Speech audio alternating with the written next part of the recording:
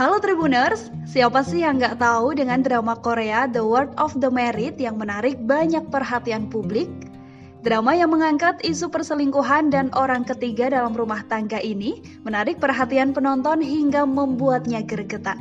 Tak ayal, setiap episode dalam drama ini terus dinantikan sampai menjadi bahasan yang seru di media sosial. Kira-kira, mengapa drama The World of the Married yang juga merupakan drama adaptasi justru sangat menarik minat penonton? Halo Tribuners, kembali lagi di program Tribun News on Cam. Nah, di episode kali ini kita akan berbincang dengan dosen Institut Seni Indonesia. Beliau adalah Ibu Citra Dewi Utami yang mengampu mata kuliah studi halayak TV dan film.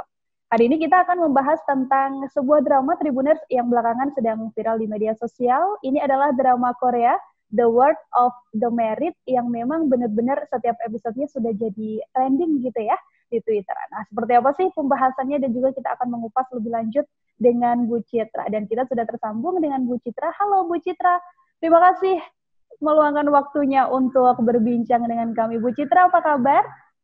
Baik, Alhamdulillah. Selamat malam Mbak Nila.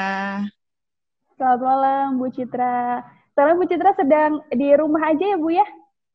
Ya, stay di rumah aja. Udah hampir 3 bulan nih ngajar dari rumah. Baik. Bu Citra, apakah Bu Citra juga termasuk yang ikut menonton dan juga menyelesaikan episode The World of Married, Bu? Ya, ini tadi sebelum ketemu sama Mbak Nila, Mbak aku selesaiin dulu ya sampai episode 16 gitu. Baru sudah aja. Selesai. Ya, sudah selesai, baru aja Bu, selesai. Ya? Jadi di stripping pakai 2 gadget, yang satu episode 15, yang satu episode 16. Oke, totalitas ya Bu ya, biar jadi afdol gitu selesai ngebahas dari episode 1 agar yang dibahas itu benar-benar oke, selesai gitu. Oke, nah kalau menurut Bu Citra sendiri yang memang sudah berkecimpung di dunia perfilman gitu ya Bu ya, gimana sih komentar Ibu tentang drama Korea yang sekarang sedang viral ini, The World of the Married? Bagus. Kalau ditanya bagus. Kalau secara pribadi, ini secara pribadi ya. Secara pribadi di episode awal itu bikin ngerasa bahwa perceraian itu serem gitu, mengerikan sekali. Itu kesan pertama. Jadi ketika nonton, kok serem banget ya. Tapi begitu sampai di episode-episode selanjutnya, terus begitu lihat rating, kemarin kan Mbak bilang bahwa ratingnya tinggi banget nih. Terus aku cek lagi sumber dia dari mana. Oh ternyata iya, dia udah ngelampoin Sky Castle yang 2018 jadi nomor 1 gitu. Kalau menurut saya tapi kalau membahas tentang kenapa sih bisa drama ini bisa seviral itu gitu ya, banyak banget ditunggu sama orang. Apakah memang karena ini juga pembahasannya tentang ya perselingkuhan gitu yang dekat sekali dengan kehidupan pribadi masyarakat. Apakah ini juga termasuk penyebabnya, Bu? Jadi gini, di awal episode dulu itu sempat ada di kelas saya manajemen di anak semester, sekarang mahasiswa semester 2 ya. Semester 2 itu estimasinya usianya 17-18 tahun gitu. Ketika saya tanya, kenapa kalian nonton itu? Gemes Bu sama tokoh perempuannya gitu. Jadi sama si Mbak Han itu dia gemes gitu. Terus saya tanya lagi, apakah karena ada adegan seksualnya gitu? Oh itu bonusnya gitu. Jadi buat mereka sesuatu yang tidak biasa mereka alami itu merupakan daya tarik gitu. Selain dari ada mbak-mbak yang cantik dan ngegemesin itu tadi. Kalau buat saya dan teman-teman ibu-ibu gitu, kenapa menarik ya karena persoalannya ada dekat dengan kami. Tapi memang kebanyakan ya masyarakat di Indonesia juga sangat suka gitu dengan artis-artis Korea, dengan pemeran-pemeran di Korea, masyarakat aktor-aktor Korea. Apakah ini juga menjadi salah satu alasannya Bu, karena memang selain tadi ada si sosok perempuan yang disebut-sebut pelakor itu ya kalau di Indonesia, tapi benar-benar sosoknya yang cantik, terus juga tokoh-tokoh yang lain. Apakah itu juga termasuk mempengaruhi Bu? Pastinya gitu. Jadi di kami saya di sini bukan hanya mewakili dosen, tetapi saya mewakili dari grup ibu-ibu penggemar drama Korea gitu. Suka di mana uh, bisa mengidolakan opa-opa ganteng gitu, ada yang suka dengan brondong, ada yang suka dengan yang usia 40-an gitu. Itu memang daya tarik tersendiri buat kami sebagai penonton gitu. Kalau dari sisi pembuat itu pastilah juga jadi value sebuah film karena star system itu sudah masuk ke dalam sebuah strategi produksi gitu. Jadi bagaimana dia menghadirkan artis dan aktornya gitu. Tapi ada juga pandangan kalau dari suami saya ya, itu bahwa ada pendapat bahwa drama Korea, film Korea itu menawarkan muka-muka bersih yang sampai sejahat atau sekumuh apapun dia mukanya masih bersih gitu. Ya kan? Masih kelihatan ganteng gitu. Itu yang kalau menurut saya memang itu daya tariknya gitu. Nggak ada orang jelek yang tampil di drama Korea tuh. Iya. Tapi Bu, kalau kita membahas secara umum ya, sebenarnya menurut Ibu kenapa sih drama Korea yang kebanyakan series justru lebih unggul jika dibandingkan dengan drama-drama atau film-film yang memang diproduksi di Indonesia sendiri? Sebenarnya saya belum melakukan penelitian lebih lanjut ya ketika itu dikomparasi apakah itu equal atau tidak. Kalau kita bicara tentang drama serial, drama televisi Korea, itu akan bisa kita bandingkan dengan sinetron atau sinema elektronik yang dikenal di Indonesia gitu. Perbedaannya adalah kalau saya nonton drama Korea itu sudah tahu pola dramatiknya, sudah bisa diperkirakan episode ke-10 itu bakalan jadian gitu, dan sudah mulai ada kontak fisik gitu kan. Terus lagi kalau di Indonesia itu bisa dibilang kapan sih tamatnya gitu. Ketika goal tercapai, kok nggak tamat-tamat gitu, jadi beralih tujuannya gitu. Itu yang jadi persoalan gitu. Jadi saya rasa tidak bisa diperbandingkan antara drama Korea dan film Indonesia, itu nggak bisa. Yang bisa adalah drama Korea dan sinetron, film Korea dan film Indonesia gitu. Tapi kalau sinetron yang di televisi itu kan biasanya tayangnya 1 hari sekali gitu ya Bu ya, bisa hari ini tayang, nanti besok akan tayang lagi. Tapi kalau drama Korea yang terlebih, yang drama ini yang viral, The World of the Merit, kan 1 minggu sekali. Itu apakah juga ikut mempengaruhi, Bu? Jadi begini, kalau pola tayang itu masuk ke salah satu strategi itu. Jadi bagaimana sebuah konten atau sebuah tayangan itu akan disebarluaskan atau ditayangkan di media, itu pasti menjadi bagian dari strategi. Kenapa di Indonesia stripping dulunya itu Senin sampai Jumat nih weekday, weekend nggak ada sinetron, tapi sekarang kan stripping dari hari Senin sampai hari Minggu, jadi nggak ada putusnya gitu. Bisa jadi karena memang segmen yang dituju mereka adalah orang yang punya waktu luang selama 1 minggu penuh gitu.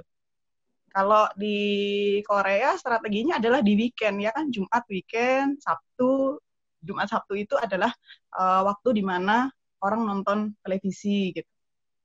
Lebih ke sana kalau saya lihat bedanya. Jadi masing-masing punya strategi tersendiri gitu.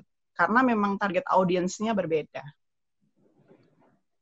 Membahas tentang target audiens gitu ya Bu ya, dan mungkin drama ini juga termasuk yang bisa mencakup di semua audiens, yang bahkan setiap episode yang muncul, kalau misalnya kita perhatikan di Twitter selalu trending, nanti episode 1 sampai episode 16 yang terakhir pun trending. Nah, apakah ini juga film atau drama itu sebenarnya bisa nggak sih Bu mempengaruhi audiens, mempengaruhi penerimaan mereka, dan juga mempengaruhi gaya mereka bersosial media?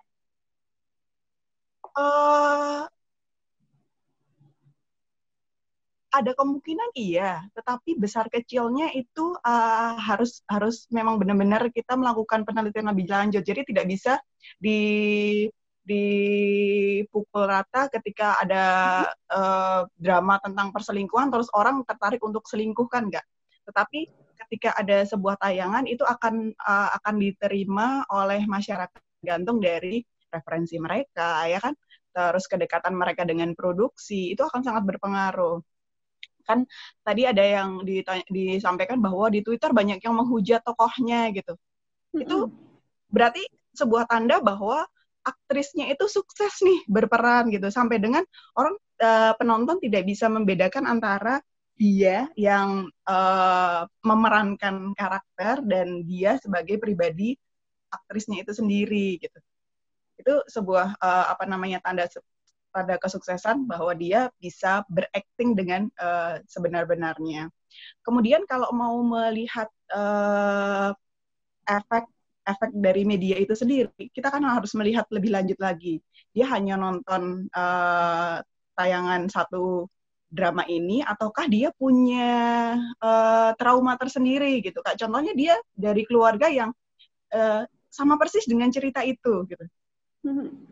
Nah, itu juga bisa memicu. Jadi tidak hanya bisa disampaikan bahwa media akan mempengaruhi sehingga dia bertindak seperti itu, kan enggak. Dari referensi, dari pengetahuan, dari kedekatan dia teknik produksi, itu akan berpengaruh juga. Bu Citra, sebelum kita masuk membahas tentang perfilman yang ada di Indonesia dan kita sedikit membahas tentang, Ibu juga sudah menyelesaikan episode 16, yang mana itu adalah episode terakhir ya Bu. Ya. Setelah episode 16 muncul, banyak juga yang merasa, wah kok seperti ini, ada yang mengungkapkan kekecewaannya karena mungkin ekspektasinya terlalu tinggi, tapi ternyata ujung atau mungkin ending dari ceritanya tidak sesuai dengan apa yang mereka minta. Komentar Ibu seperti apa? Penonton banyak kan, padahal tayangannya cuma satu gitu. Jadi sebenarnya kalau saya lihat ending dari The World of Marriott ini sangat terbuka sekali. Jadi masing-masing penonton boleh menempatkan diri. Jadi siapa sih? Oh, dia setuju dengan si istri pertamanya gitu. Bahwa dia melepaskan suaminya karena dia kehilangan anaknya, meskipun di narasi terakhir dia bilang bahwa kok berantem, musuh terbesarku ya suamiku itu sendiri gitu. Atau juga dia cenderung, ngapain sih kok kamu nggak ninggalin suamimu, kenapa nggak sama dokter Kim aja yang sudah pasti masa depannya. Tapi dokter Kim itu sendiri kan dia juga duda gitu. Ataukah juga si Yerim Yong, loh kamu kan udah rujuk, kenapa kamu cerai lagi gitu. Terus sama suaminya Yerim, loh kamu katanya udah rujuk, tapi kok ternyata kamu malahan sekarang jalan sama perempuan yang dulu kamu selingkuhin gitu. Itu jadi benar-benar sangat terbuka di endingnya itu. Penonton mau yang mana sih, boleh milih nih. Jadi nggak ada yang diselesaikan di situ. Jadi kalau saya lihat bukan diakhiri dengan kayak fairy tale yang setelah menikah bahagia selama-lamanya, itu enggak, tapi sangat terbuka bahwa mereka akan melanjutkan hidup mereka masing-masing gitu. Apapun pilihan mereka. Ya sangat realistis. Jadi gini. Bu, film ini juga sekarang sudah ditayangkan ya di televisi nasional di Indonesia, dan menurut Ibu apakah strategi itu cukup untuk ya bisa menyamakan rating film aslinya yang memang sudah tayang per episode setiap minggunya itu? Jadi begini, kalau diamati di JTBC itu rating usianya 19 tahun dan dia tayang di jam 22.50 gitu. Di usia yang dia cukup dewasa. Tetapi di Indonesia itu saya nggak tahu kenapa dia bisa tayang di jam 19.15 gitu. Dan saya juga belum melihat komparasinya apakah ada sensor yang dia memotong bagian-bagian tertentu gitu. Karena dari 16 episode itu hanya satu episode yang dia spesifikasi usianya 15 tahun gitu. Di antara 16, yang lainnya adalah 19 tahun. Kalau saya lihat beberapa artikel dari pernyataan sutradara, kenapa dia menempatkan segmen 19 tahun itu meskipun tidak ada adegan seksualnya, tapi dia mau memperlihatkan realitas tentang sebuah pernikahan gitu. Karena pernikahan itu kalau menurut beliaunya adalah ditempatkan untuk usia dewasa gitu. Karena dari tayangan itu dimunculkan sebuah ketegangan, kesuraman seperti itu. Jadi memang benar-benar dibutuhkan tingkat literasi bagi orang dewasa. Jadi menurut saya sih kurang tepat kalau itu ditempatkan di jam 19 untuk tayangan di Indonesia ya. Gitu. Karena di usia di jam 19 jam 7 malam itu anak saya masih nonton TV gitu. dan usianya di bawah 19 tahun. Bu Citra, kalau misalnya kita membahas tentang drama Korea dan juga film yang ada di Indonesia, ada beberapa film atau mungkin drama yang juga drama yang dibuat di Indonesia tapi itu adalah adaptasi dari drama Korea. Tapi kalau kita lihat tidak ada yang benar-benar punya impact yang sama gitu. Mengingat memang pengerjaannya sama, tapi kenapa keinginan audiens atau minat dari audiens itu tidak sama dengan drama yang asli dari Korea itu, Bu? Jadi begini, kalau kita lihat kalau dibandingkan secara langsung, kalau Mbak Nila pernah nonton GoPlay itu bagus loh, itu adaptasi dari tunnelnya Korea dan itu juga sambutan dari masyarakat bagus. Ini sudah sampai selesai di episode 16. Awalnya dia tayang setiap hari Senin, seminggu sekali gitu di GoPlay. Itu juga bagus dari sisi penggarapan, dari sisi adaptasinya benar-benar menurut saya itu bagus gitu. Sama juga dengan film yang drama Korea yang kita bahas di awal tadi, The World of the Married itu adalah adaptasi dari Dr. Foster, tayangan 2015 di Inggris kan. Tapi adaptasinya memang benar-benar itu disesuaikan dengan karakter masyarakat Korea gitu. Dan tunnel itu pun, tunnel Indonesia itu juga karakter masyarakat Indonesianya muncul gitu. Jadi bagaimana motivasi pembunuhannya itu juga saya sebagai masyarakat Indonesia, perdukunan toh ini, keris toh yang diangkat gitu.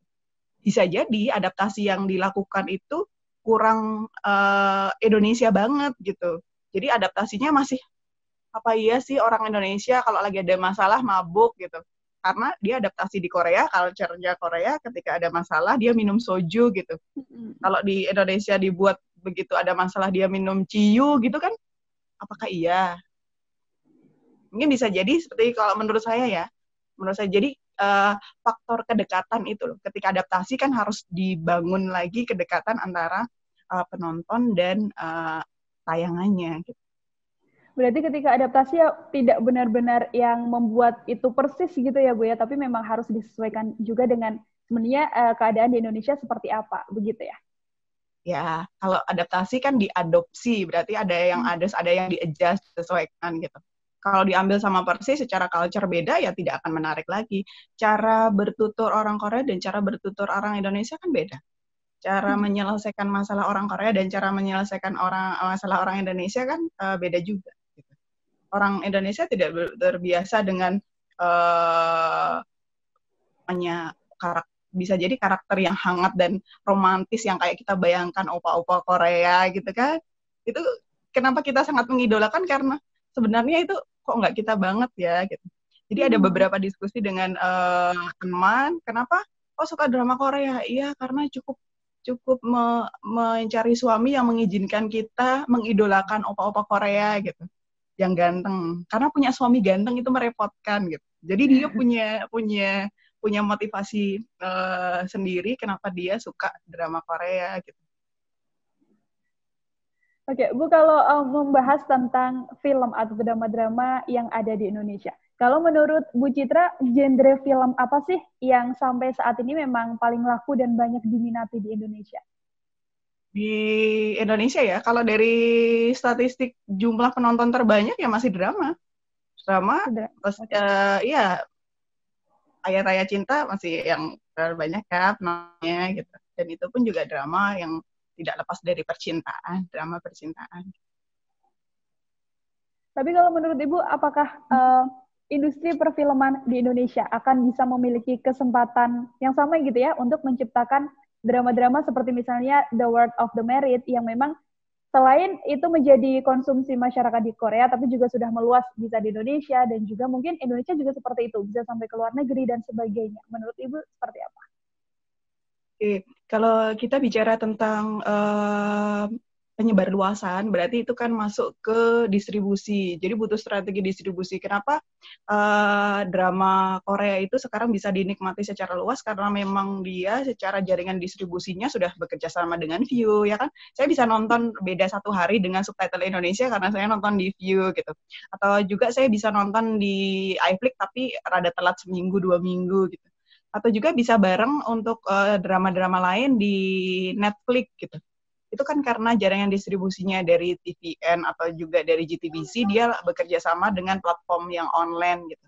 Jadi begini, kalau dilihat halayak kita, kenapa disampaikan bahwa film Korea banyak penggemarnya loh, gitu di Indonesia. Ya, kita akan lihat lagi penggemarnya siapa gitu. Dari sisi sosial ekonomi statusnya yang mana nih, remaja ataukah memang ibu-ibu juga nonton sinetron Korea lewat View, lewat Netflix gitu. Itu harus diteliti lebih lanjut. Kalau kemarin sempat ada diskusi dengan mahasiswa di studi Halaya, mereka cenderung suka drama Korea itu karena cara distribusinya dengan video on demand gitu. Jadi dia tidak perlu menunggu jam tertentu untuk nongkrongin TV nih. Jam 7 harus jam 7 tepat nih di depan TV. Kemudian saya harus nunggu iklan gitu kan enggak. Ketika di OTT, kapan aja dia bisa nunggu bis, nongkrong atau juga di kereta gitu dia bisa nonton. Jadi itu yang menurut saya juga menjadi faktor penting bagaimana jaringan distribusinya. Gitu. Secara konten pastilah juga dibutuhkan untuk lebih dikuatkan ya. Kemudian dengan jaringan distribusi itu yang penting juga. Oke. Kalau menurut Bu Citra sendiri dan harapan Bu Citra sendiri untuk dunia perfilman di Indonesia, seperti apa, Bu? Harapannya semoga segera hidup kembali setelah ada larangan untuk syuting ini, tumbuh dan berkembang kembali, karena protokoler yang sedang dibahas oleh Badan Perfilman Indonesia sekarang untuk syuting lebih rigid, harus ada swab test segala macam, talentnya tidak boleh di bawah 15 dan tidak boleh di atas 50 tahun gitu. Ini adalah masa-masa di mana ini mungkin bisa jadi tidak berimbas langsung sekarang gitu, tapi kan harus ada tahapnya. Begitu produksinya seret, pastilah nantinya 6 bulan atau juga setahun ke depan jumlah film atau juga tayang TV pastilah menurun juga kan gitu. Itu yang dikhawatirkan. Semoga bisa lebih baik lagi gitu. Kalau dari sisi cerita, kita harus memang, kalau menurut saya benar-benar harus belajar untuk di Korea yang punya pola di mana 16 episode untuk mini serinya itu ya selesai gitu.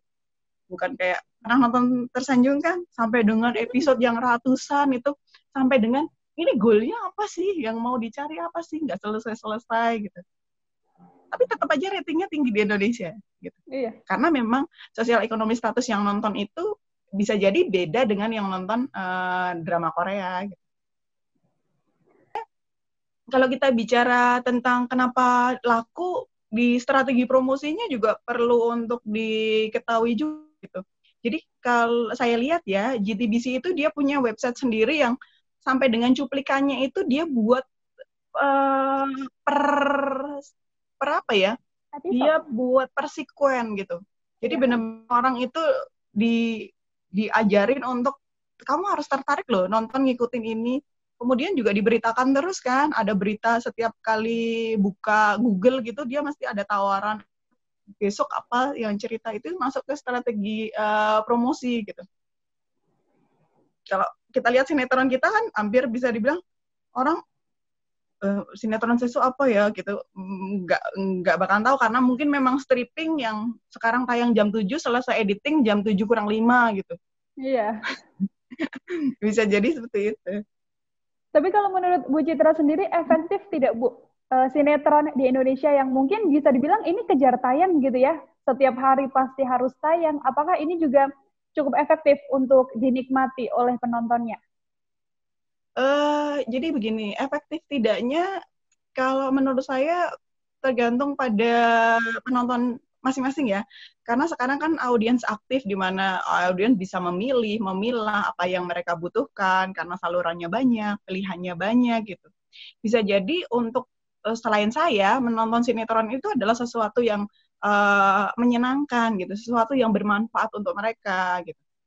Sebagai pelarian diri dari harga yang melonjak gitu bisa jadi, ataukah masalah dari rumah yang berantakan gitu, nonton sinetron aja gitu bisa jadi gitu. untuk efektif tidaknya saya tidak bisa memberikan tanggapan gitu. Kalau saya sampai dengan sejauh ini sudah tidak lagi mengikuti sinetron karena memang dia harus terpatok jam kan. Sebenarnya karena harus terpatok jam itu tadi. Gitu. Oke, Bu Citra terima kasih banget udah ngobrol-ngobrol di Tribun News on Cam. Terima kasih banyak loh meluangkan waktunya juga Bu Citra untuk Tribuners. Baik, terima kasih banyak Bu Citra telah meluangkan waktunya untuk berbincang di program Tribun News on Cam, dan kita tadi sudah membahas tentang dunia perfilman di Indonesia dan juga membahas tentang drama Korea The World of the Merit yang sekarang sedang viral dan banyak banget ditonton oleh masyarakat di Indonesia. Nantinya masih akan banyak sosok-sosok lain Tribuners yang akan berbincang di program Tribun News on Cam. Jadi saksikan terus Tribun News on Cam di channel tribunnews.com. Terima kasih sudah nonton. Jangan lupa like, subscribe, dan share ya.